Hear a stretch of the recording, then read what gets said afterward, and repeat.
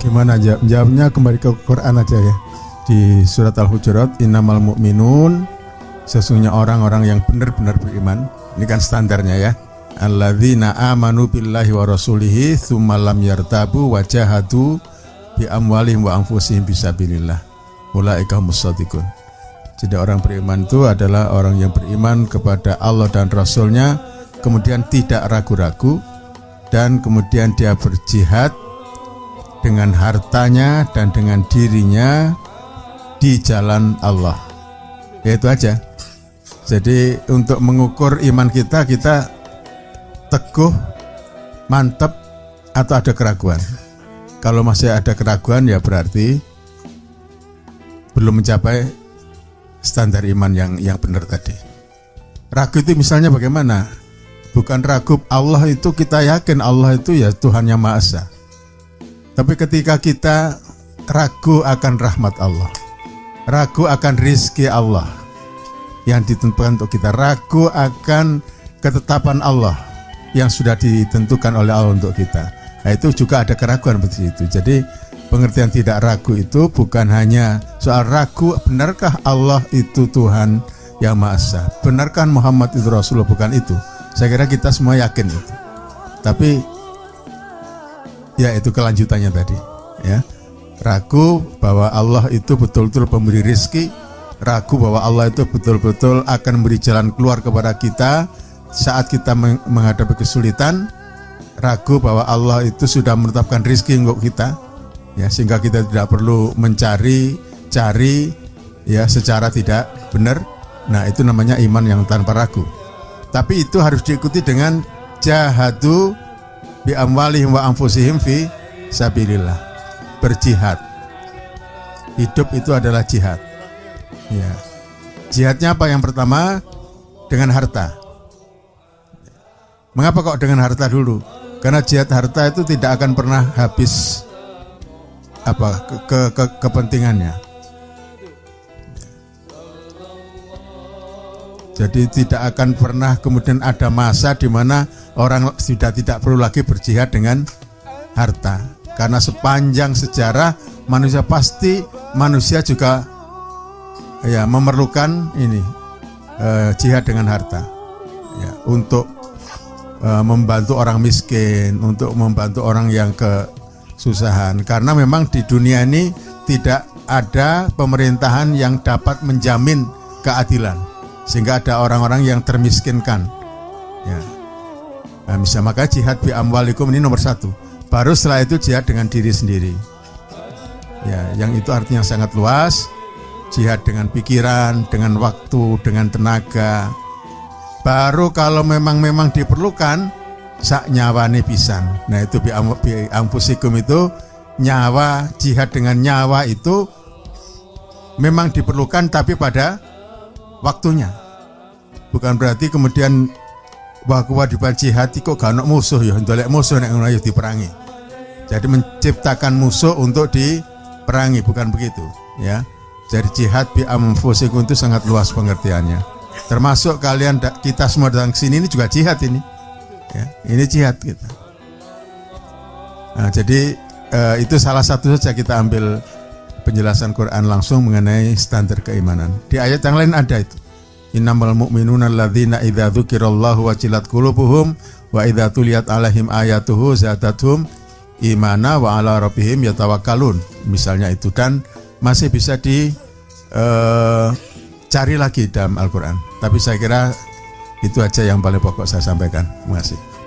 Saya melanjutkan ini nanya ke Cak Fuad. Ada ayat lain Cak Fuad yang menunjukkan hubungan timbal balik antara kadar keimanan seseorang dengan ujian Allah. Kalau nggak salah ada, apakah engkau mengira engkau sudah beriman sedangkan engkau belum mendapat? Ya. Walanabluwanakum bisya'in minal khauf dan seterusnya. Jadi memang iman itu harus diuji ya. Harus diberikan ujian. Rasul mengatakan bertambah kuat iman seseorang, bertambah besar ujiannya. Itu memang dinyatakan secara eksplisit oleh Rasulullah. Dan di dalam Al-Quran juga bisa kita cari hubungan antara keimanan dengan cobaan dari Allah Subhanahu wa taala. Ya.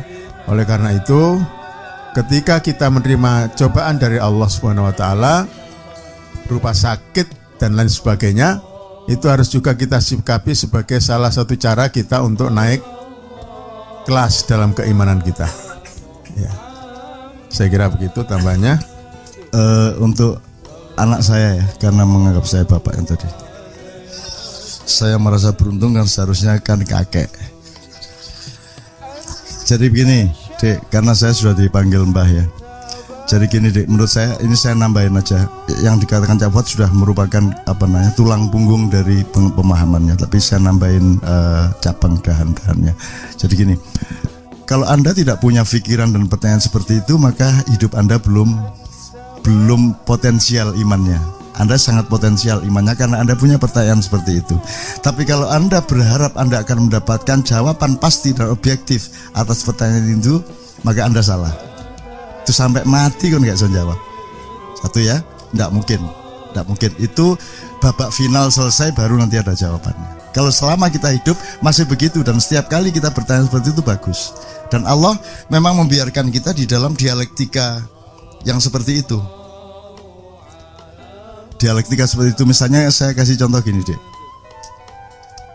Allah mengatakan ud'uni astajib lakum, berdoalah kepadaku maka aku akan mengabulkan, akan menjawabmu. Tapi itu nanti ada mekanisme begini. Kalau kita minta tiap hari, dan mintanya itu kan sesuai dengan keinginan kita, bukan kita nyari tahu Allah itu maunya apa, kan gitu kita.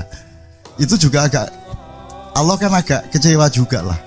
Kamu itu minta kok nggak nanya aku dulu yang cocok untuk kamu itu apa, kan gitu. Jadi bisa jadi kalau saya membayangkan, kalau kamu minta-minta sama Allah mungkin jawab begini, kamu tuh kurang apa, saya kasih segala macam terus, masih minta-minta terus itu. Itu salah satu kemungkinannya. Dan ini kamu nikmati aja. Tapi terus kamu tidak berdoa, terus Allah malah ngomong lain lagi. Sombong betul kamu tidak minta ke aku. Nah, yang benar yang mana? Minta apa tidak minta? Nah, yang benar adalah mengalami kedua-duanya itu supaya lebih matang dan puncak kematangannya kita belum pernah tahu. Memang begitu hidup itu. Itu loh, Dek. Dan mengukur iman sendiri ya tidak bisa. Yang bisa mengukur ya Allah nanti kan. Kita tidak bisa, tapi kita terus bergerak seperti itu. Gitu ya, Dek ya.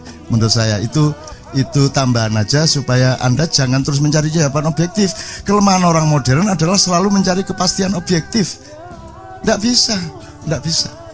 Suami istri pun tidak bisa objektif bahwa ini benar-benar baik, enggak. Cak Fuad tolong dijelaskan, Cak Fuad, ini saya mumpung Cak Fuad di sini lah, ini kita habisin lah pokoknya. Ini hubungannya sama bahwa hidup itu dinamis. Misalnya sekarang Cak Fuad kemarin menjelaskan waktu di Padang Bulan, kan selalu kita ini bilang gini, semoga menjadi keluarga yang sakinah, mawaddah warahmah, gitu kan. Cak Fuad, saya kira Cak Fuad kemarin membedakan antara, itu kan kalimatnya litaskunu ilaiha, bukan litaskunu fiha. Mawaddah rahmah itu jangan semoga, itu sudah pasti. Yang semoga itu sakinahnya. Iso apa ki diurut ae kaya ndoke petik iki. Menurut Cak Fuad, mawaddah itu adalah rasa untuk ingin menyatu dengan suamimu, dengan istrimu. Itu sudah pasti itu. Kamu mencintai kok. Itu jangan semoga. Nek kon jek semoga lah, kon rabi lah apa jek semoga iki cintane. Kan gitu. Jadi mawaddah sudah pasti, rahmah sudah pasti, tidak ada semoga. Yang semoga adalah sakinah. Nah, litaskunu ilaiha, jadi ke bukan di. Kalau di pasti, tapi kalau ke terus, kadang sakinah, kadang gak. Awan sakinah, sore gak. Begini sakinah meneh, selesai sakinah gak meneh. Mari ngono pegel oleh gak sakinah meneh. Terus engko dek ayo sakinah kok dek. Wis gak sakinah ya. Ya Pak, mohon maaf, ini epistemologinya Cak Fuad. Ini mulai hari ini sampai nih kalau kawin tolong jangan, menurut saya kalimatnya enggak gitu ya, biar dibikinin Cak Fuad kalimatnya, bukan semoga menjadi keluarganya yang sakinah mawaddah warahmah. Yo salah menurut Cak Fuad, nyuwun sewu Cak Fuad. Ya apa? Ya, itu saya hanya mengajak saja untuk berpikir ya, karena ayatnya itu litas kunu ilaiha, kan gitu ya. Untuk bisa sakinah itu waja'ala bainakumul mawaddata wa. Jadi Allah memang agar manusia bisa menuju kepada sakinah, maka Allah menciptakan mawaddah dan rahmah di dalam diri. Jadi itu memang Allah yang memberikan, sudah diberikan kepada Allah pada hati seorang manusia itu dengan pasangannya itu mawaddah wa rahmah. Nah, itulah yang menjadi bekal untuk menjadi membentuk keluarga sakinah. Tapi sekali lagi di situ saya ingin memberikan satu catatan bahwa di situ litaskunu ilaiha, gitu ya. Taskunu ila itu menurut pemahaman saya berarti ini proses yang terus menerus, gitu ya, menuju ke sakinah. Iya, menuju kan berarti yaitu tadi tidak pernah sampai bahwa keluarga sakinah itu keluarga yang selama hidupnya nggak pernah bertengkar misalnya. Ya enggak begitu. Iya. Jadi ini proses sakinah itu terus menerus diusahakan. Yang penting harus dipelihara namanya mawaddah wa rahmah. Itu harus dijaga. Kalau itu dijaga, insya Allah tercipta sakinah. Misalnya istriku dulu kok seperti cantik sekali, kok sekarang enggak, misalnya gitu ya. Ya kok seje saiki yo, kok tonggoku luwih ayu saiki misalnya gitu ya. Nah, ingat rahmah di sini. Rahmah itu apa? Senajan elek tapi bojoku. Kan gitu ya. Iki dhisik kayane akhlake apik, saiki kok malih koyo ngene. Senajan koyo ngene dia tetap bojoku, harus saya didik, harus dan begitu. Nah, itu untuk karena ada rahmah.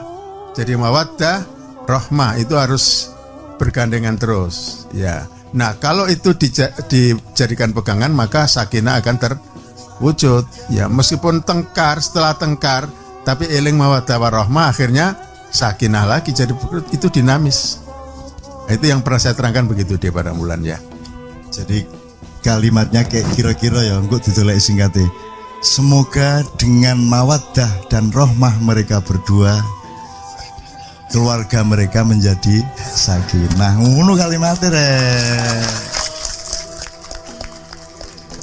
asik, seneng aku. Kalau nggak ada cafuan nggak jelas. Engko Gusti Allah muring-muring kapok kon. Kok semoga mawaddah karepmu ya apa? Wis tak kaiket biyen kon. Itu sudah tak kasih dari dulu mawaddah warahmah kok. Itu bekalmu untuk sakinah. Gitu deh, jelas sekarang ya. Oke, yang sudah terlanjur mencetak undangan perkawinan dirubah besok ya. Oke.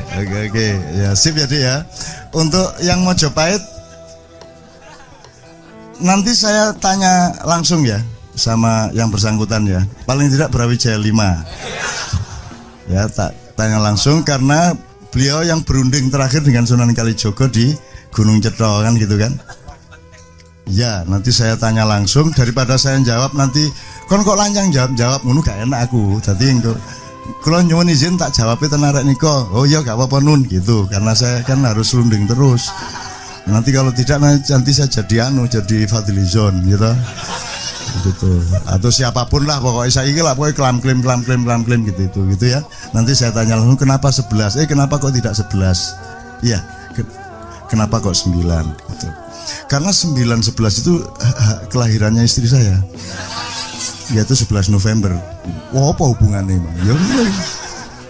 Ya karena hubungannya lah. Urip mesti karena hubungannya. Ya karena hubungannya ya gak apa-apa. Yang penting seneng hati ini. Kan gitu.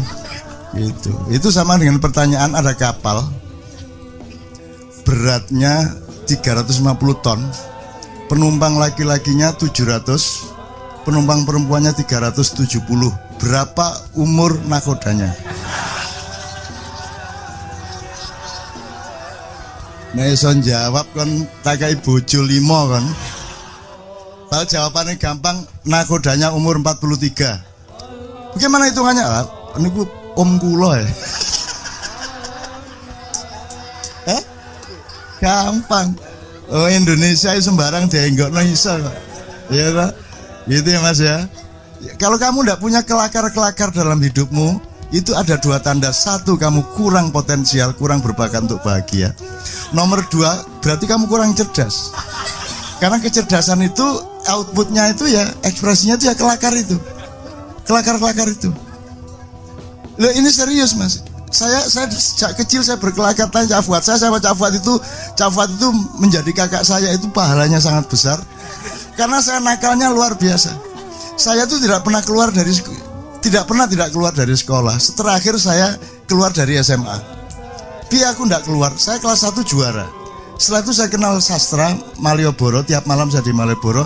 Satu kuartal itu 4 bulan. Saya izinnya bolosnya itu sekitar 30 sampai 35 kali dalam satu kuartal. Terus saya meneruskan, ya gak ketututan pelajaran, akhirnya saya keluar. Terus saya deketin Cak Fuad sore-sore, Nun bisa nih lo marek nopo sekolah, bisa nih kita wis semarin ngono gak sekolah gak apa-apa. Sakno ibu cek seneng ya, karena Cak Fuad bilang ibu, saya langsung oke. Akhirnya saya berangkat ke rumahnya kepala sekolah yang kemarin sudah saya maki-maki. Demi minta maaf, karena kenapa saya keluar sekolah? Karena saya itu ketua OSIS. Saya itu ketua OSIS, sekretaris saya Busro MS, Busro Mukodas. Gitu. Terus karena saya OSIS, saya disiplin orangnya. Saya tidak perlu disuruh disiplin, saya sangat berdisiplin.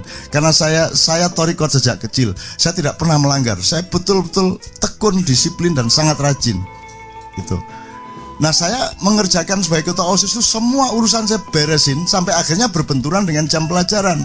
Karena nanti ada lomba apa di sana, ada kontes apa di sana, ada matematika, olimpiade, semua saya ngirim teman-teman itu demikian Pak, sehingga banyak yang berbenturan dengan pelajaran. Akhirnya guru marah sama saya.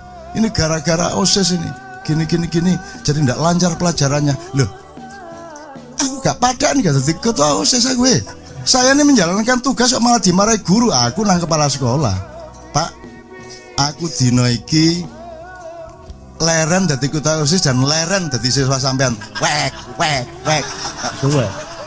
Tak suwe buku OSIS itu.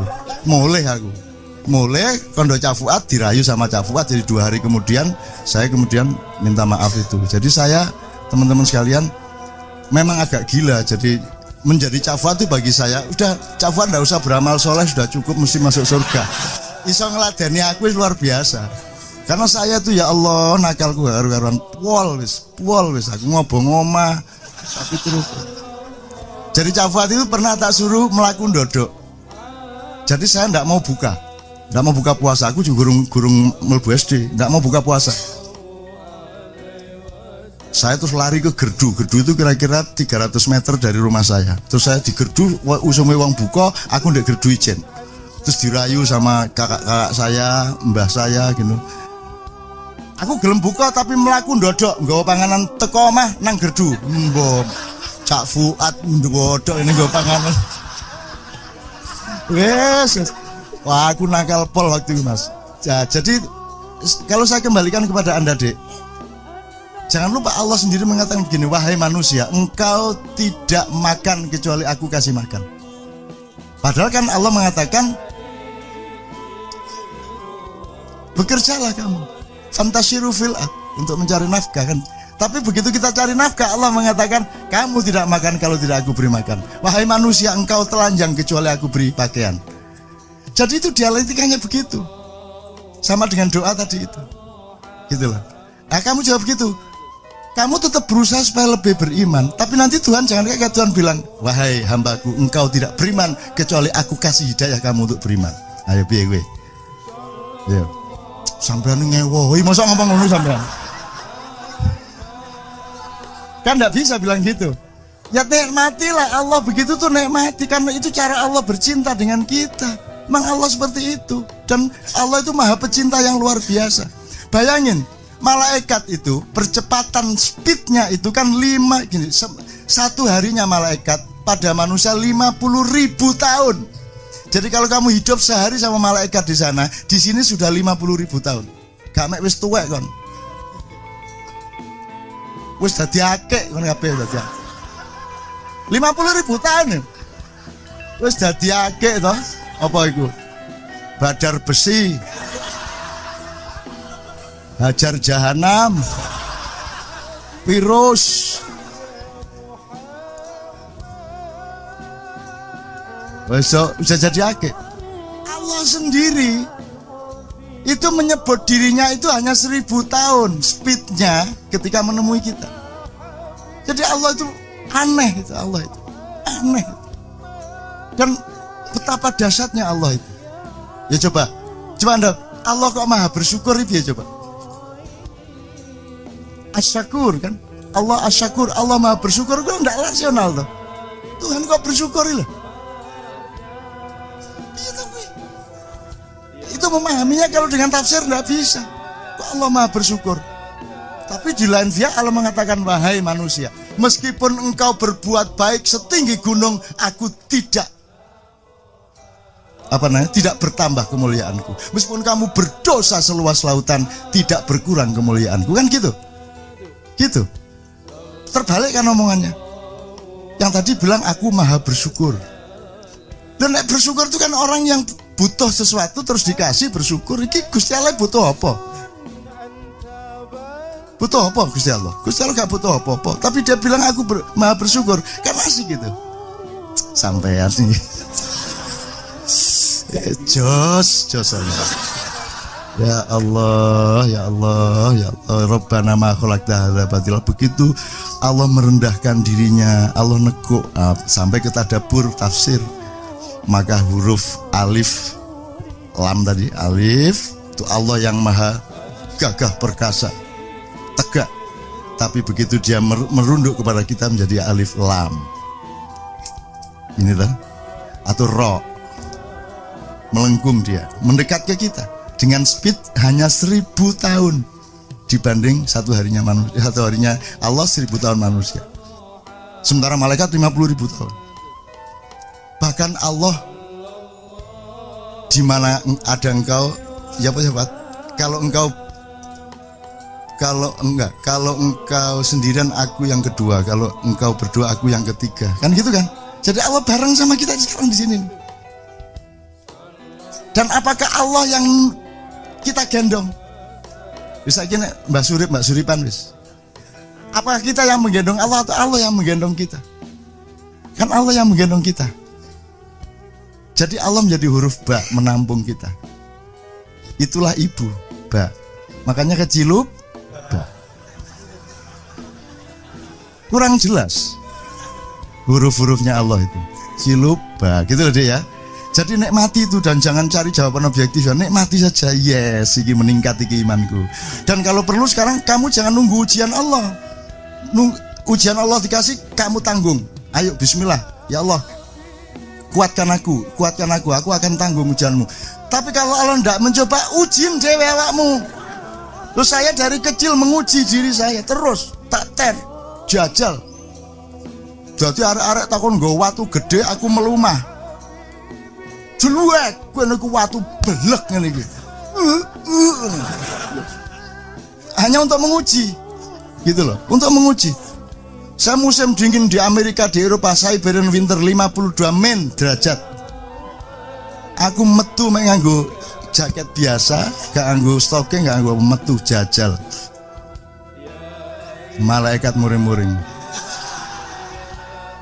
Kon jajal tak jarno bongko temen kon.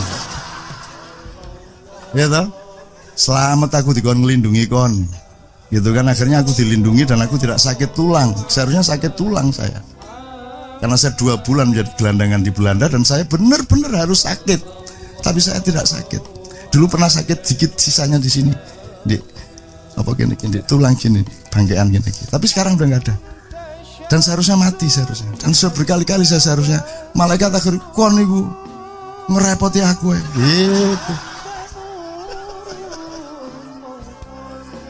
Gitu deh ya deh ya, yang asik sama Allah, isik ya, yang akrab sama para malaikat, akrab sama Allah. Dan kalau ada jin melintas, kamu sapa dengan baik-baik. Kalau ada yang kerasukan temanmu, jangan diusir dia, bilang sama dia, Mas, iki bocah urung kuat, gue karo aku baik.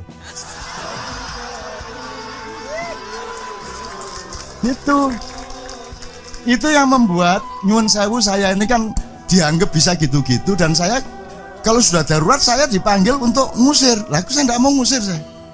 Mis tak cekel tok. Iki arek gurung kuat kok melok aku sik ta ya, gak apa-apa ya. Mau nek karo aku lah gak usah ganggu aku nek tak kontak kae tak lho tak pakani sakarepmu lah. Iki arek isakno iki karo aku karo tak cekel kene wis terus dia tidur. Sudah sembuh dia. Kosong lagi. Akhirnya jinnya ikut saya. Gitu. Terus njaluk, "Cak, aku tukono sate Padang."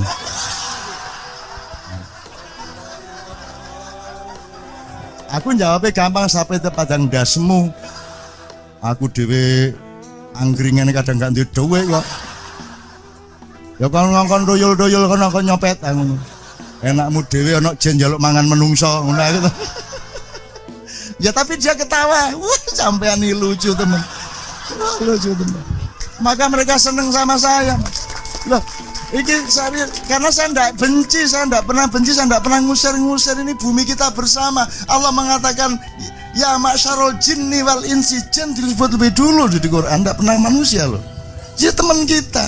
Cuman kita tidak boleh melakukan hal-hal yang sifatnya syirik kepada Allah dan seterusnya. Bahwa teman-teman, tanah aja temen kok, semut aja temen kok, kan itu loh Mas, Mbak ya. Itu jadi demikianlah makalah mengenai jin untuk sementara waktu. Jadi kalau ada apa-apa, kalau ada yang kesurupan di Depok, di Pluit, di mana-mana, kalau terpaksa sebutan jenengku. Tak kandak nombah nun loh gue. Bonus. Kemarin teman-teman yang dari Mandar dapat cerita sangat banyak dan udah agak wah ya Allah, kenapa engkau letakkan aku di tempat yang seperti itu? Masa ada demo dipukulin tentara di zaman Pak Harto, terus ada satu anak yang Janun, tolong aku Janun. Lah demo di Makassar njaluk tolong aku di Jogja. Janun. Tiba-tiba Mas, dia jongkok itu tiba-tiba sudah berada di depan rumahnya yang jaraknya 15 km dari tempat demo itu, dan dia nggak paham sampai sekarang.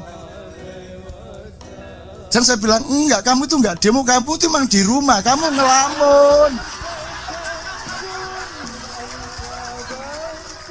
Kamu itu ngelamun, tidur, kamu pikir kamu demo, terus kamu ngelendur ke depan rumah. Saya bilang gitu. Loh, jangan serem-serem, saya nggak punya kemampuan apa-apa. Lah temenan Mas. Itu kan soal terpaksa. Kalau Anda nyebut nama saya terus kemudian beres masalahnya, bukan karena nyebut nama saya.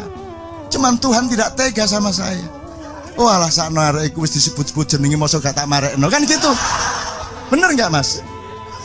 Tuhan kasihan sama saya. Kalau Tuhan kasihan sama saya dan Anda sudah serius bener nyebut saya, kan Tuhan tidak tega. Ya sudah kalau gitu tak sembuhin kan gitu. Bukan karena saya hebat. Gitu. Enggak ada yang manusia hebat, enggak ada. Di Ma'iyah semua harus tahu bahwa manusia tidak ada yang hebat. Tidak ada di antara kita yang hebat. Yang hebatnya Allah Subhanahu wa Ta'ala. Aku tuh nggak ngerti apa-apa soal gitu Mas. Ngelihat yang nggak bisa. Cuman dimintai tolong. Akhirnya aku kirim wong. Kirno, Yoyo, kadang tak kirim. Kirno terutama yang tak suruh nanganin gitu-gitu tuh. Terus begitu Kirno teko, wah, anak buah Cak Nun meneh. Loh, terkenal Cak Nun di kono. Wes, hilang Mas, hilang terus tidur lagi, masuk lagi.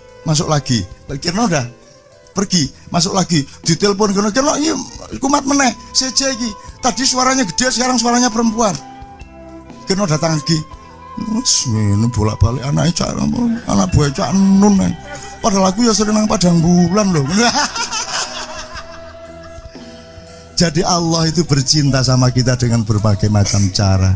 Dan jangan pernah menyangka bahwa engkau memiliki kekuatan apa-apa. Dan jangan bangga dengan dirimu sendiri. Banggalah terhadap imanmu kepada Allah. Imanmu bukan engkaunya, gitu ya. Teman sekalian, Kak Fuad, kalau ada kalimat-kalimat terakhir sebelum kita akhiri, pesan-pesan. Baiklah. Jadi saya kira 1-2 kalimat aja. Mari kita dalami terus-menerus ya inti dari Ma'iyah ini, dan itu terus kita belajar. Saya juga terus menggali ya sampai nanti kapan kita tidak tahu, tapi terus-menerus kita harus mencari dan mencari. Jangan merasa kita ini sudah mencapai suatu tingkat ya keimanan yang tinggi atau sejenis dengan itu, kita harus tetap tawadhu dan selalu tidak lupa mengucapkan ihdinas siratal mustaqim. Kita semua memerlukan petunjuk dari Allah. Kita tidak perlu merasa lebih tinggi dari siapapun. Saya kira itu aja, dan mudah-mudahan ya Allah selalu menuntun kita ke jalan yang diridhoinya. Amin ya rabbal alamin. Saya kira sangat jelas yang dipesankan Cak Fuad. Saya kira sesuai dengan satu gelombang dengan kita semua, bahwa di Ma'iyah ini tidak ada tokoh panutan. Karena panutan kita, kalau Anda orang Islam, dari Rasulullah Muhammad SAW. Kalau Anda orang Kristen, Anda ke Yesus segala macam, itu monggo dielaborasi sendiri bagaimana gitu ya. Tapi kita menghormati semuanya, termasuk teman-teman kebatinan, teman-teman yang dari Mojopahit segala macam, itu kita hormati. Dan Brawijaya 5 sudah datang ke Padang Bulan 3 kali. Belum lagi yang lain-lain. Gajah Mada yang belum, sampean rono ta, gak enak aku gitu. Tapi Brawijayanya udah datang. Dan kita kasih waktu untuk pidato. Cak Fuad tahu, kita kasih waktu untuk pidato. Dan cara kita untuk menghormatinya sangat sederhana, saudara-saudara. Apa yang beliau kemukakan tadi, yang penting adalah itu tanda bahwa beliau sangat mencintai rakyat kita, rakyat Indonesia. Bahwa cara dia melihat itu berbeda dengan kita, bahwa metode yang dia tempuh dan strategi yang dia tempuh itu berbeda dengan kita, itu urusan kedua. Tapi yang penting beliau cinta kepada rakyat Indonesia, dan kita harus bersatu di dalam cinta itu. Kan gitu kan? Jadi dia tidak saya bantah, tidak saya salah-salahkan, tidak saya kelenek-kelenekkan, ya tidak saya sesat-sesatkan. Tapi turuti, emang ada yang tidak tersesat di antara kita. Kita semua tersesat, sehingga kita selalu mengatakan ihdinas siratal mustaqim itu hanya diucapkan oleh orang yang sadar bahwa dia masih sesat. Kan gitu. Bagi yang sudah yakin tidak tersesat, mulai besok pagi tidak usah sholat. Ibarat orang sholat, adzane wis, pujiane wis, qomate wis, saiki langsung takbiratul ihram ya. Terus gak ada preambulnya wis cukup UUD 45. Jadi malam hari ini ada beberapa energi yang digumpalkan menjadi satu. Pertama energi Ramadan, yang kedua energi 17 Agustus. Kemudian ada energi-energi yang merupakan penyangga dari dua energi tadi, yang sudah pasti makronya adalah kenusantaraan atau keindonesiaan. Dan sewu. Kiai Kanjeng harus memberi bumbu-bumbunya, sayur-sayurnya, kerupuk, sambal dan jengkolnya. Nek sing seneng jengkol karo pete. Iki rodok serius ini gak apa-apa ya, rek koyo kuliah ya. Soalnya awakmu iki kok meneh-meneh sing diandalkan untuk memasuki zaman di mana Indonesia akan mengalami kebangkitan yang baru. Nah, itu pas awakmu ke umur-umur selawe 30 wis bangkit. Nah, awakmu gak melok bangkit yo. Pilihannya dua, kon melok surup ta melok fajar. Ada bagian dari Indonesia yang surup atau sedang memasuki kegelapan, dan ada bagian Indonesia yang memasuki fajar, sehingga akan bertemu dengan terbitnya matahari. Oke, jadi saya nyicil pertama. Rasulullah itu mengatakan Ramadan itu madrasah. Jadi Ramadan itu sekolahan. Jadi begitu masuk bulan Ramadan, kita seperti masuk hari-hari mulai sekolah. Sudah pasti sekolahnya khusus dan lebih komprehensif nilai-nilainya. Nah, kalau ada sekolah berarti ada landasan filosofi dan ideologinya. Di belakang itu atau di bawah itu ada akidah dan akhlaknya. Terus berarti harus ada metodologi dan kurikulumnya. Nomor 2 ya, jenenge sekolah. Nomor 3 harus ada ruang-ruang pembelajarannya, yaitu fakultas-fakultas, jurusan-jurusannya. Nah, itu harus kita rumuskan. Berangkat dari 3 itu kita akan bersama-sama ngoncei bareng-bareng tentang Ramadan. Bu Rektor langsung bersama kita. Nama Bu Rektor ini Brahmasari. Ida Ayu Brahmasari. Jane gak usah nganggo ayu, wis jelas ayu lah. Ojo diayo-ayokno wis jelas. Lo narek-arek iku. Nek soal situ cangkeme, Masya Allah. Saya senang dengan kata Brahma karena saya curiga secara epistemologis, antropologis, asal usul kata Brahma itu dari Ibrahim. Tapi ini tidak mudah untuk diteliti atau untuk mendapatkan hipotesis apalagi kesimpulannya. Tapi saya husnudzon. Memang kalau Anda ngomong Islam dan agama-agama, apa itu Nasrani, agama Nabi Daud, agama Nabi Musa, agama Nabi Isa, kemudian Muhammad SAW, semua itu kan asal usulnya kan dari Ibrahim. Jadi agama Tauhid itu cikal bakalnya adalah Ibrahim alaihissalam. Jadi mbae agama itu Ibrahim. Nah, Ibrahim itu nek diucapkan kan Bram. Akhirnya saya jadi Bram, maka hikum Bram sopo iko. Nah, secara tradisional dia menjadi Brahma. Brahma itu nyicil didik ya rek ya. Brahma itu biasanya diterminologikan ada Brahma, Ksatria, Sudra. Terus ada Parya segala macam, tapi kita ambil 3 saja. Brahma itu dalam definisi saya, dan ini tidak ada di sekolahan. Karena saya bikin sekolahan sendiri, sing percaya monggo, gak percaya buan. Brahma adalah orang, jadi Brahma, Ksatria, Sudra itu bukan ukuran sosial tapi ukuran ideologi pribadi masing-masing. Brahma adalah siapa saja. Terserah dia tukang becak, dia terserah dia wakil presiden, terserah dia anggota DPR, terserah dia pengusaha. Tetapi kalau yang dituju adalah Allah dalam hidupnya, maka dia seorang Brahma. Jadi mindsetnya itu menuju Allah. Yang lain-lain nomor 2, nomor 3. Yo nyambut gawe, yo bertani, yo dagang, yo bersaing untuk fastabiqul khairat, yo dadi wali kota, dadi gubernur, tidak ada masalah. Tetapi kalau tujuan dia adalah Allah, berarti dia seorang Brahma. Menurut ceritanya. Ulama ya boleh, ustadz ya boleh, korak ya boleh. Asalkan tujuannya itu lillah, berarti dia seorang Brahma. Menurut ceritanya rek. Sebelum satria harus menjelaskan sudra dulu. Sudra adalah bahkon presiden, bahkon ulama, bahkon ustadz, bahkon pedagang kaki 5, bahkon sopoai. Nek tujuanmu mek golek bati duit, itu berarti sudra. Jadi sudra Brahma tidak ditentukan oleh jabatannya apa, tapi ditentukan oleh ideologi pribadinya. Ngono ya rek ya. Saiki ana tagak anggota DPR tujuane duit. Ana tagak pejabat tujuane duit. Ana tagak ulama tujuane duit. Kono aja banter-banter. Terus rumangsamu awakmu gak ngono ta? Awang kon sembayang donga ya kepengin sugih ngono lho. Ya. Ya. Musaiki sedekah itu tujuane sugih ngono lho. Ya ta gak? Bayar sakmene cek oleh kelipatan sakmono lah ngono. Jadi sudah tidak sama dengan yang dimaksudkan harfiahnya kata sedekah.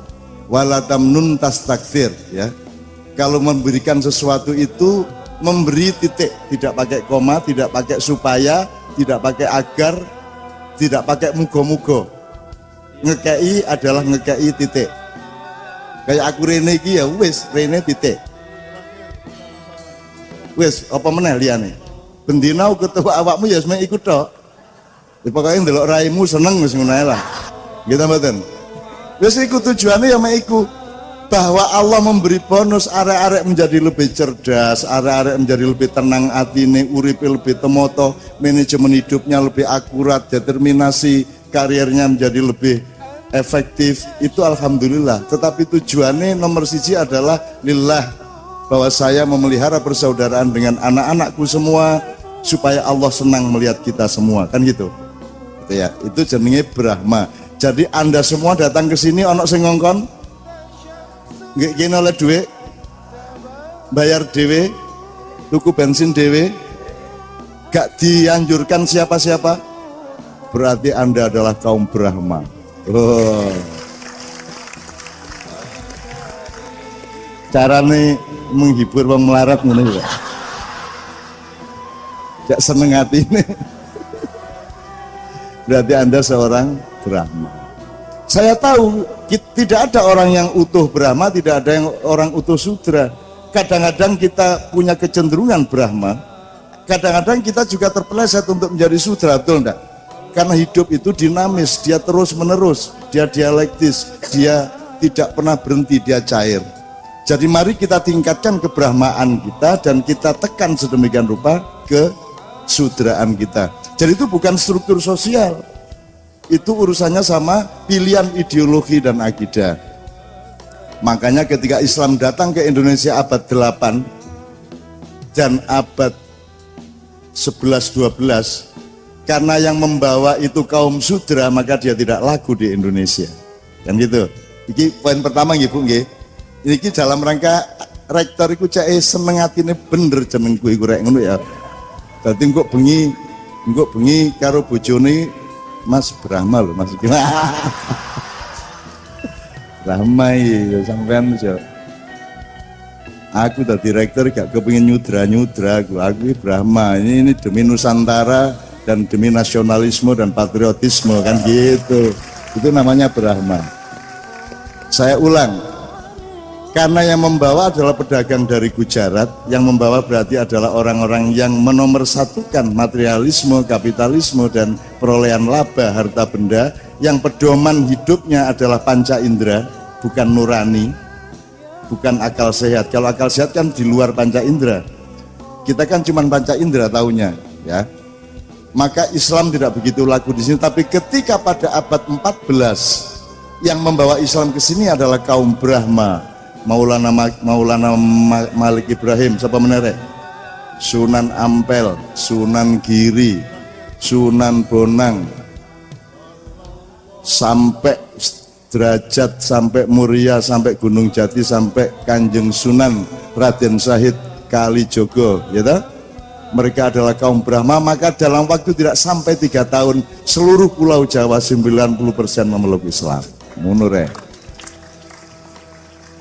Munure sing kok keplok iku gak jelas.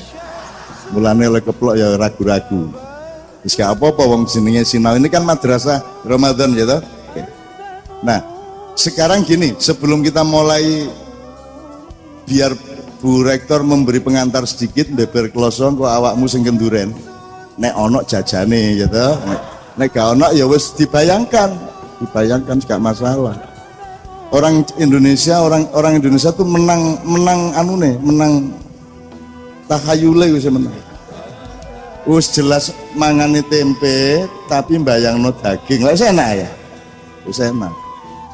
Gak angel Pak Kari sampean nek buka iku nggawa sego saanane karo iwak mbok tahu tempe-tempe tapi sampean nyidek-nyidek warung sate. Dadi karo mangan karo ala ambuna lah. Wis lumayan wis. Mulane sing gak iso umroh, gak iso lunga kaji aja minder gawe Ka'bah cilik-cilik ndek omahmu dhewe-dhewe. Ndelok kae nireng buntelen terus kayak ana watu ceten nireng diblangki terus aku mubeng-mubeng. Ku nek ana ustaz muring-muring lho, kamu syirik itu. Syirik napa kula niki mek kepengin kok. Mek ngincipi. Lah mriku mboten duwe dhuwit. Mboten kok kula niki lunga kaji mboten, kula niki mek ngincipi wong jenenge wong. Ya kaya arek-arek iki lho, kate ana arek mahasiswi ayu kalah dhisik, semarang ya diincipi teko kadolan. Ya ta? Diincipi kletak-kletik. Nek arek liwat terus ngarang iku ngene nih. Arek-arek.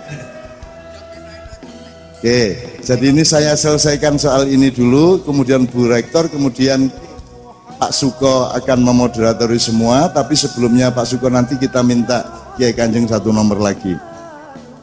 Saiki aku takon, ini sekarang kita karena ini sekolahan, kurikulumnya nanti kita tentukan, tidak harus lengkap tapi pokoknya file kudu mlebu kabeh.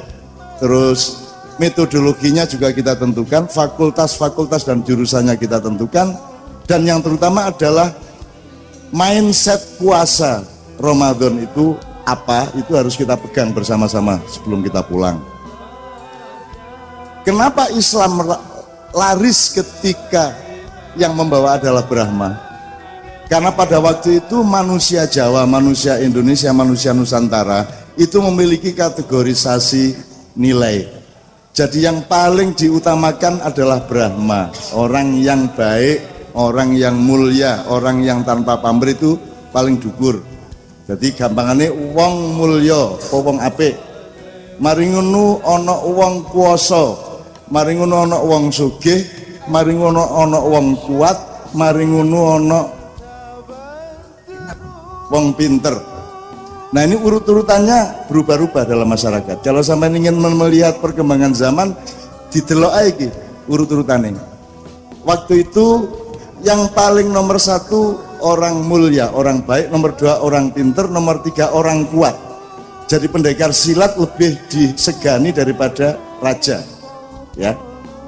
Maka Punokawan itu bukan pembantu, bukan badut. Punokawan adalah orang yang lebih arif dan lebih berilmu dibanding raja, dan dia tidak punya pamrih untuk menjadi pejabat, maka dia yang menjadi marja atau acuan utama raja-raja, maka dia disebut Punokawan. Nah aku saiki takon di masyarakat, bukan di pikiranmu loh ya. Sekarang Anda menjadi sosiolog, Anda melihat masyarakat. Di masyarakat kita sekarang yang paling utama itu apa? Yang paling dikejar orang dan dihormati orang? Sugih. Aku takon, wong sugih karo wong pinter luwih dihormati apa? Sugih. Iki berarti bahaya bagi masyarakat kita. Sugih mari ngono apa rek? Ini sore. Masa wong pinter dihormati ndek kene? Wong kuwasa, sugih kuwasa mari ngono kuat. Masih gak pinter angger kuat, duwe laskar, wani sweeping nek Ramadan, ya toh? Pokoknya duwe kelompok-kelompok dan pasukan-pasukan, itu nomor 3. Jadi sekali lagi Pak, nomor sugih, kuwasa, kuat, kait pinter, iya, apa? Nah, perkara duwe isin gak duwe isin itu nanti di jurusan tertentu ya. Baru orang pinter, gitu kan? Makanya orang pinter sekarang tujuannya S2, S3 aja iso dadi staf menteri. Ya iso dadi penasehat gubernur lah ngono. Jadi dia mekate atau ngenyer kepada penguasa. Itu sekarang trennya orang-orang pinter dari kampus-kampus itu bertujuan piye aku didadekke staf ahli. Jadi dia ngenger kepada orang kuasa. Nah, Anda nanti kalau sudah menjadi orang pinter, syukur Anda menjadi Brahma beneran, Anda tidak ngenger kepada siapa-siapa kecuali ngenger kepada apa yang benar yang harus dilakukan bersama-sama oleh seluruh masyarakat. No. Lah aku kebetulan gak termasuk 5 iki. Sugih gak, kuat gurung karuan, kuwasa mesti gak, api yo gak ketok. Apa meneh? Pinter yo gak diakoni. Pinter gak diakoni, tapi gak masalah. Wong aku gak njaluk pengakuan, aku gak diakoni tambah luwih enak. Gitu loh. Wong aku gak diakoni gupu kabeh wis foto bareng ngene kuwi. Ndane aku diakoni ya, ndane lak entek-entekan ngono aku waktuku ya, terus kapan olehku rabi ya ngono. Bojoku terbengkalai. Masya Allah, mubadir kadang-kadang. Akhirnya itu kodoan tak bayang-bayang nois, WA nae, WA gambar sing ngono apa-apa ngono kan, habis luweh jos dan ya tetap insya Allah akbar bareng. Oke, bismillah gitu ya. Nah saya mohon Anda berpikir dinamis. Kon katen nerusno menomorsatukan sugih. Tapi kalau gini, ini ada salah paham orang modern gini. Rumangsamu nek kon gak ndolek sugih iku mesti gak sugih ngono. Rumangsamu nek kon tidak kapitalis terus kon mesti melarat. Salah kon. Kalau perhitungan pendek aja, kecil aja. Bisnis itu puncak nilainya apa? Kalau Anda berbisnis. Trust. Pertama produk barangnya. Misalnya aku nang Bu ojo Bu Brahma menengku Pak Suko. Mungkin ada contoh yang lain Cak Nun. Dia sama mriki. Pak Suko mriki. Pak Suko sama mriki. Ya aku kayak contoh didik. Siapa contoh lain itu?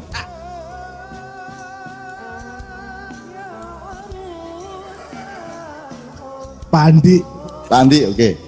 Misal gini, saya butuh upamane apa wis, potlot, apa barang sing rada populer apa rek?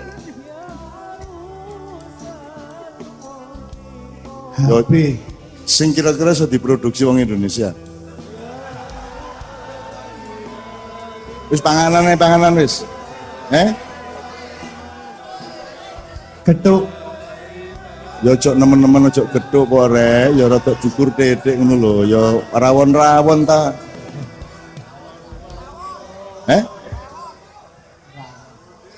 Ya wis onde-onde wis. Asik. Onde-onde.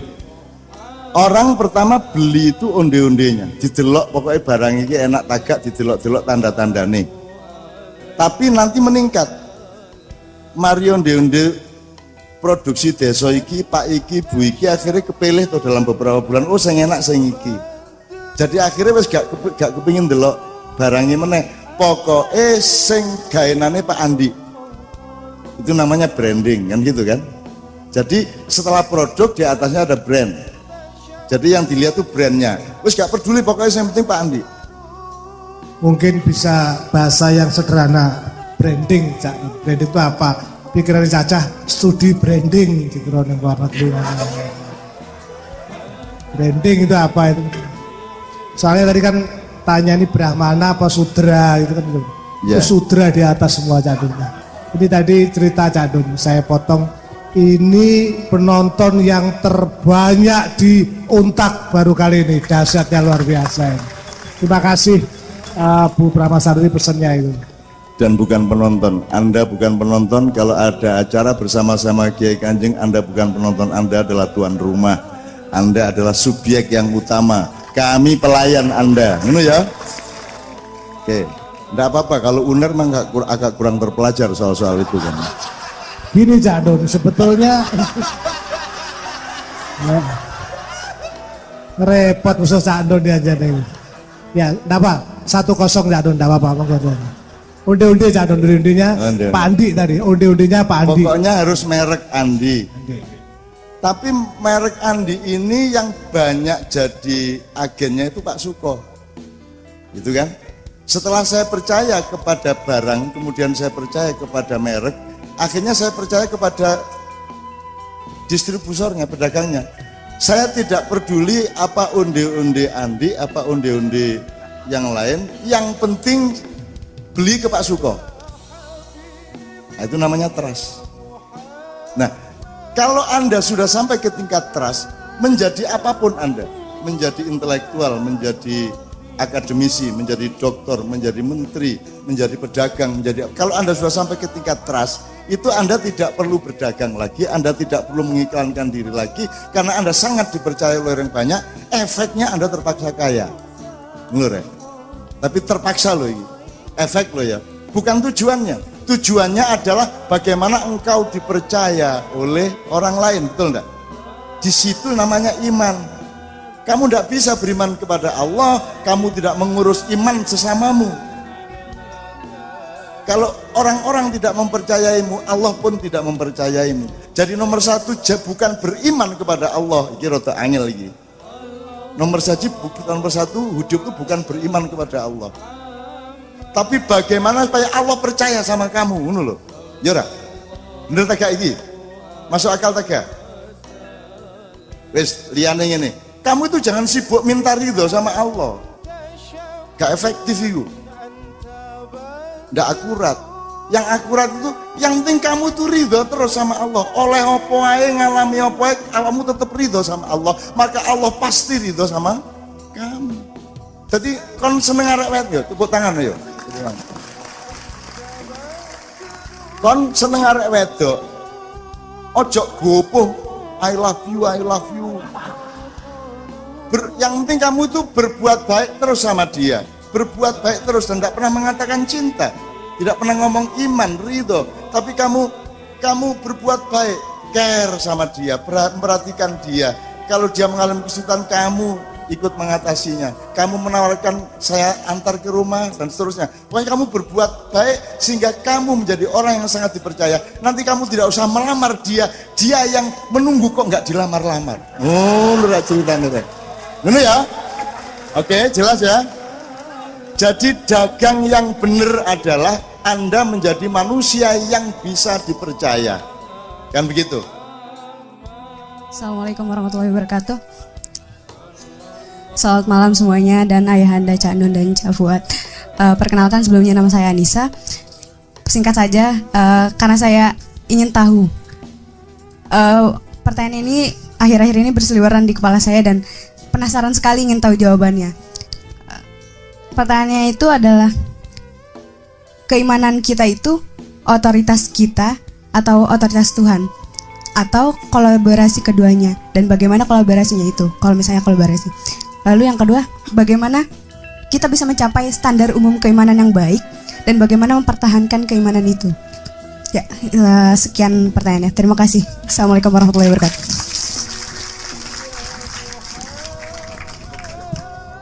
Gimana jawabnya? Kembali ke Quran aja ya. Di surat Al-Hujurat, innamal mu'minun, sesungguhnya orang-orang yang benar-benar beriman. Ini kan standarnya ya. Alladzina amanu billahi wa rasulihi tsumma lam yartabu wa jahadu bi amwalihim wa anfusihim fisabilillah. Ulaika humus shadiqun. Jadi orang beriman itu adalah orang yang beriman kepada Allah dan Rasulnya, kemudian tidak ragu-ragu, dan kemudian dia berjihad dengan hartanya dan dengan dirinya di jalan Allah. Ya itu aja. Jadi untuk mengukur iman kita teguh, mantap, atau ada keraguan. Kalau masih ada keraguan ya berarti belum mencapai standar iman yang benar tadi. Ragu itu misalnya bagaimana? Bukan ragu Allah itu, kita yakin Allah itu ya Tuhan yang Maha Esa.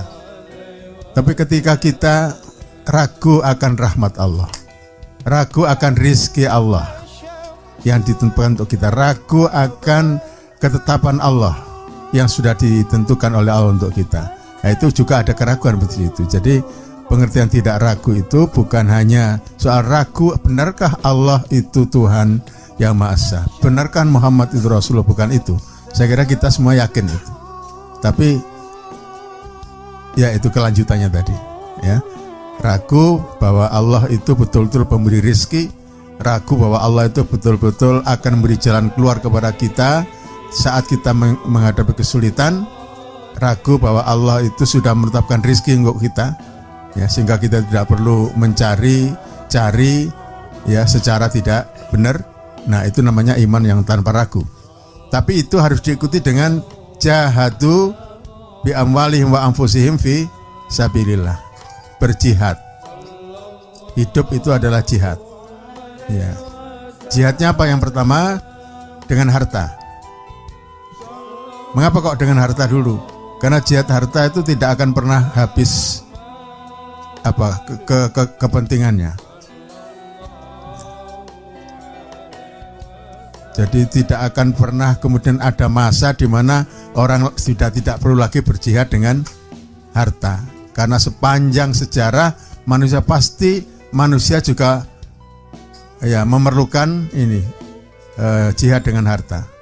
Ya, untuk membantu orang miskin, untuk membantu orang yang kesusahan. Karena memang di dunia ini tidak ada pemerintahan yang dapat menjamin keadilan, sehingga ada orang-orang yang termiskinkan. Ya. Nah, misalnya maka jihad bi amwalikum ini nomor 1. Baru setelah itu jihad dengan diri sendiri. Ya, yang itu artinya sangat luas. Jihad dengan pikiran, dengan waktu, dengan tenaga. Baru kalau memang diperlukan sak nyawane pisan. Nah, itu bi amfusikum itu nyawa, jihad dengan nyawa itu memang diperlukan tapi pada waktunya. Bukan berarti kemudian wah kewajiban jihad kok gak ono musuh ya, ndolek musuh nek ngono ya diperangi. Jadi menciptakan musuh untuk diperangi, bukan begitu, ya. Jadi jihad bi anfusikum itu sangat luas pengertiannya. Termasuk kalian kita semua datang ke sini ini juga jihad ini. Ya, ini jihad gitu.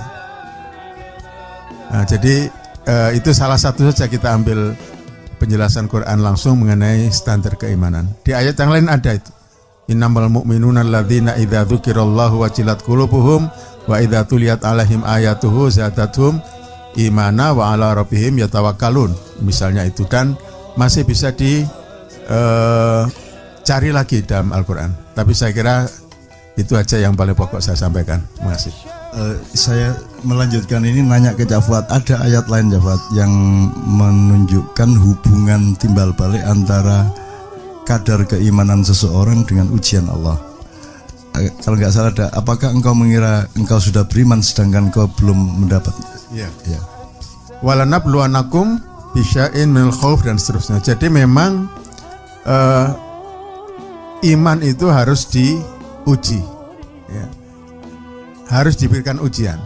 Rasul mengatakan bertambah kuat iman seseorang bertambah besar ujiannya. Itu memang dinyatakan secara eksplisit oleh Rasulullah, dan di dalam Al-Quran juga bisa kita cari hubungan antara keimanan dengan cobaan dari Allah Subhanahu wa Ta'ala, ya.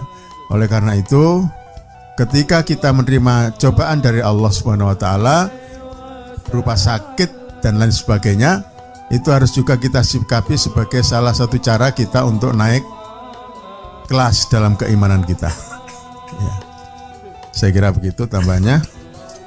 Untuk anak saya ya, karena menganggap saya bapak yang tadi, saya merasa beruntung kan seharusnya kan kakek. Jadi begini Dek, karena saya sudah dipanggil Mbah ya. Jadi gini Dek, menurut saya ini saya nambahin aja, yang dikatakan Cak Fuad sudah merupakan tulang punggung dari pemahamannya, tapi saya nambahin cabang dahan-dahannya. Jadi gini, kalau Anda tidak punya pikiran dan pertanyaan seperti itu, maka hidup Anda belum potensial imannya. Anda sangat potensial imannya karena Anda punya pertanyaan seperti itu. Tapi kalau Anda berharap Anda akan mendapatkan jawaban pasti dan objektif atas pertanyaan itu, maka Anda salah. Itu sampai mati kan nggak bisa jawab. Satu ya, nggak mungkin. Itu babak final selesai baru nanti ada jawabannya. Kalau selama kita hidup masih begitu dan setiap kali kita bertanya seperti itu bagus. Dan Allah memang membiarkan kita di dalam dialektika yang seperti itu. Dialektika seperti itu, misalnya saya kasih contoh gini Dek. Allah mengatakan ud'uni astajib lakum, berdoalah kepadaku maka aku akan mengabulkan, akan menjawabmu. Tapi itu nanti ada mekanisme begini. Kalau kita minta tiap hari, dan mintanya itu kan sesuai dengan keinginan kita, bukan kita nyari tahu Allah itu maunya apa, kan gitu kita. Itu juga Allah kan agak kecewa juga lah. Kamu itu minta kok nggak nanya aku dulu yang cocok untuk kamu itu apa, kan gitu. Jadi bisa jadi kalau saya membayangkan, kalau kamu minta-minta sama Allah, Allah mungkin jawab begini, kamu tuh kurang apa, saya kasih segala macam terus, masih minta-minta terus itu. Itu salah satu kemungkinannya. Dan ini kamu nikmati aja. Tapi terus kamu tidak berdoa, terus Allah malah ngomong lain lagi. Sombong betul kamu tidak minta ke aku. Nah, yang benar yang mana? Minta apa tidak minta? Nah, yang benar adalah mengalami kedua-duanya itu, supaya lebih makan dan puncak kematangannya kita belum pernah tahu. Memang begitu hidup itu. Itu loh Dek. Dan mengukur iman sendiri ya tidak bisa. Yang bisa mengukur ya Allah nanti kan. Kita tidak bisa, tapi kita terus bergerak seperti itu. Gitu ya Dek ya. Menurut saya itu tambahan aja supaya Anda jangan terus mencari jawaban objektif. Kelemahan orang modern adalah selalu mencari kepastian objektif. Tidak bisa. suami istri pun tidak bisa objektif bahwa ini benar-benar baik, enggak. Cak Fuad tolong dijelaskan Cak Fuad, ini saya mumpung Cak Fuad di sini lah, ini kita habisin lah pokoknya. Ini gitu, ini hubungannya sama bahwa hidup itu dinamis. Misalnya sekarang Cak Fuad kemarin menjelaskan waktu di Padang Bulan, kan selalu kita ini bilang gini, semoga menjadi keluarga yang sakinah, mawaddah warahmah gitu kan. Cak Fuad, saya kira Cak Fuad kemarin membedakan antara itu kan kalimatnya litaskunu ilaiha, bukan litaskunu fiha. Mawaddah rohmah itu jangan semoga, itu sudah pasti. Yang semoga itu sakinahnya. Ki sapa ki diurut ae kaya ndoke petik iki. Menurut Cak Fuad, mawaddah itu adalah rasa untuk ingin menyatu dengan suamimu, dengan istrimu. Itu sudah pasti itu. Kamu mencintai kok. Itu jangan semoga. Nek kon jek semoga lah, kon rabi lah apa jek semoga iki cintane. Kan gitu. Jadi mawaddah sudah pasti, rahmah sudah pasti, tidak ada semoga.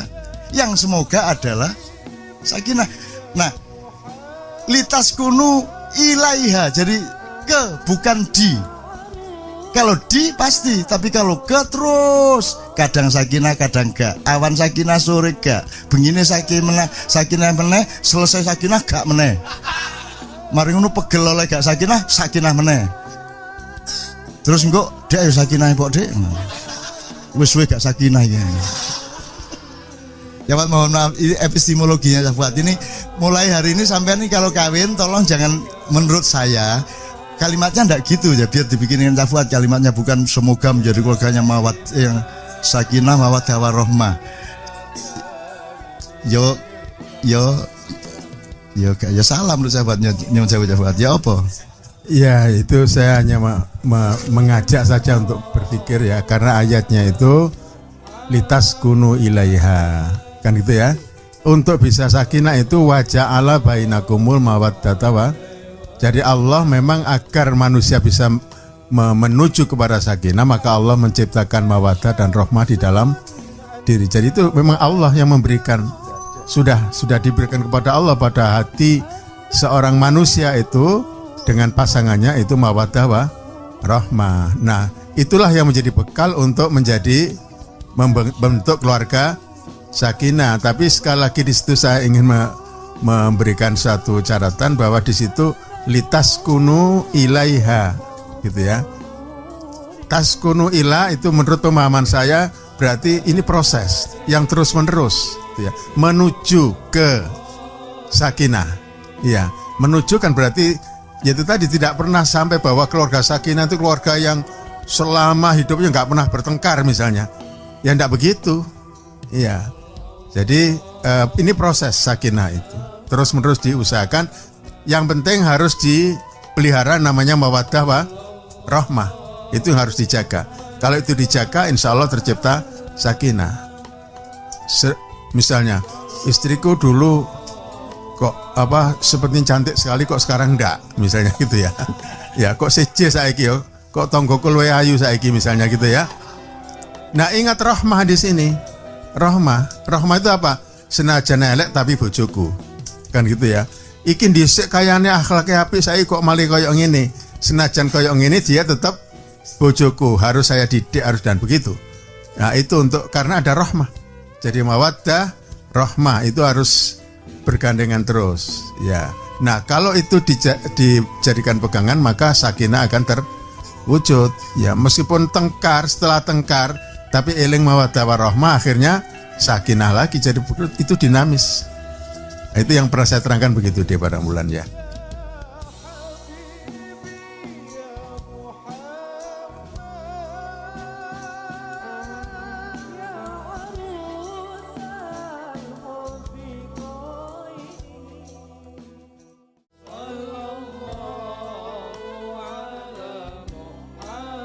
Assalamualaikum warahmatullahi wabarakatuh.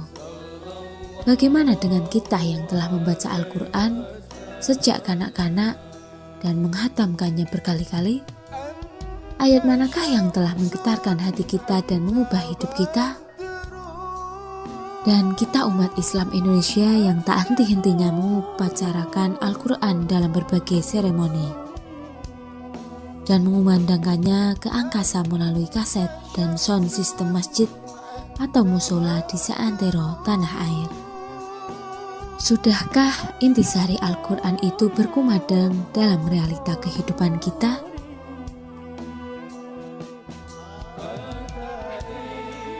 Inovasi atau tajdid yang merupakan ujung setiap tahap perjuangan ijtihad sebenarnya bukanlah benar-benar menemukan kebaruan atau menemukan adanya sesuatu yang semula tidak ada. Yang terjadi sebenarnya hanyalah ketekunan seseorang yang membuatnya sampai di suatu titik yang orang lain belum pernah sampai ke situ. Di dalam pengembaraan kreativitasnya, manusia menemukan sesuatu yang baru. Bukan sesuatu yang sebelumnya belum ada, manusia hanya menemukan sesuatu yang sebenarnya sudah ada.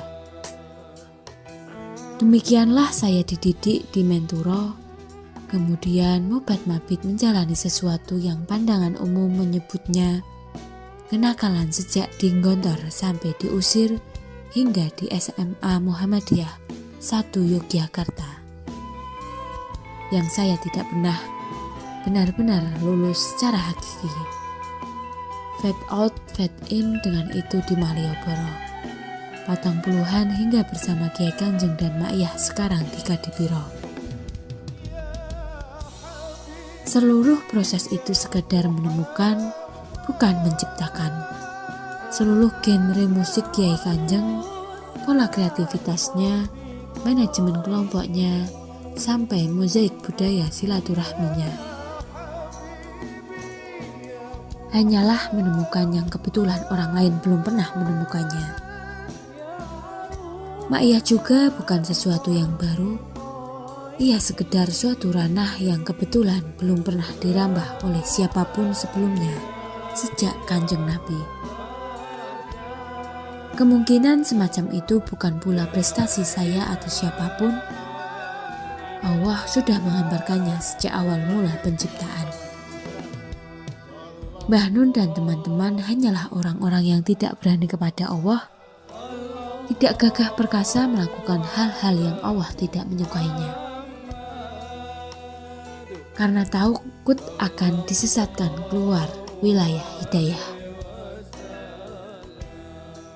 Ulaika alladzina istarawul dhalalah bil huda fama rabihat tijaratuhum wa ma kanu muhtadin.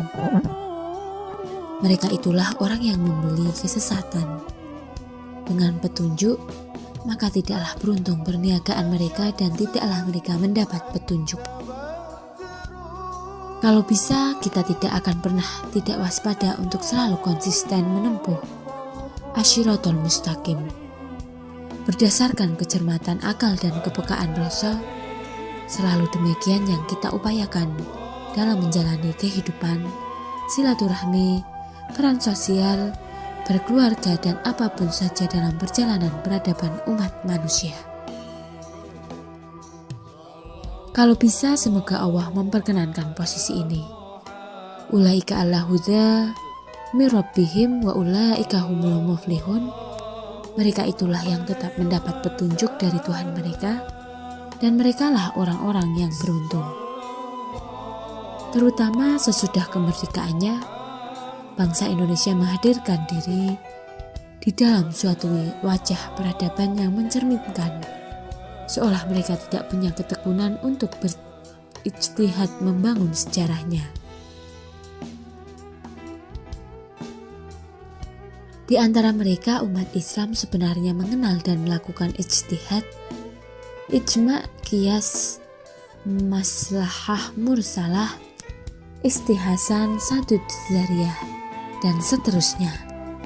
Tetapi tidak dalam spektrum menyeluruh kehidupan manusia, sehingga ditemukan karakter kebangsaannya. Hanya dilakukan dalam bidang-bidang yang eksklusif, misalnya wilayah fikih atau sedikit perekonomian. Itu pun tanpa komprehensi yang kafah dari keseluruh nilai Islam dan kompleks